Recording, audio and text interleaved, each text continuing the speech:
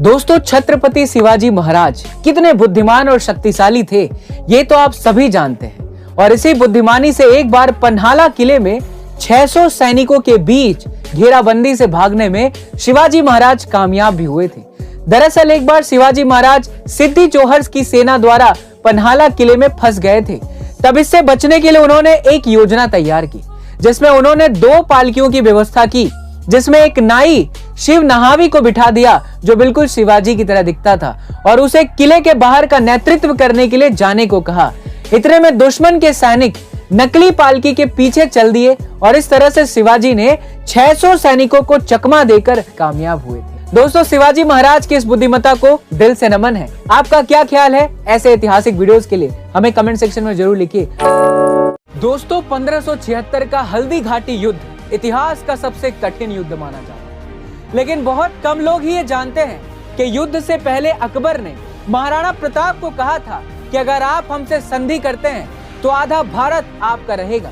लेकिन महाराणा प्रताप इस प्रस्ताव को ठुकराते हुए कहते हैं, मर जाऊंगा लेकिन मुगलों के आगे सर नहीं झुकाऊंगा। क्योंकि आजीवन महाराणा प्रताप देश के लिए मुगलों से लोहा लिया करते थे और सैकड़ों युद्ध भी लड़े थे, अनेकों बार मुगलों को धूल चटाई थी।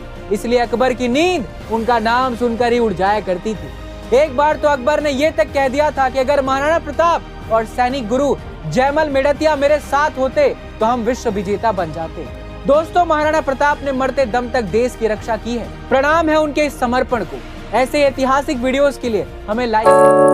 गाइस, इंडिया में जो भी बड़े बड़े फ्रॉड हुए हैं उनमें एक चीज कॉमन थी, वो ये कि ज्यादातर स्कैमर्स फ्रॉड करने के बाद यूके भाग जाते, फिर चाहे वो विजय माल्या हो या फिर नीरव मोदी।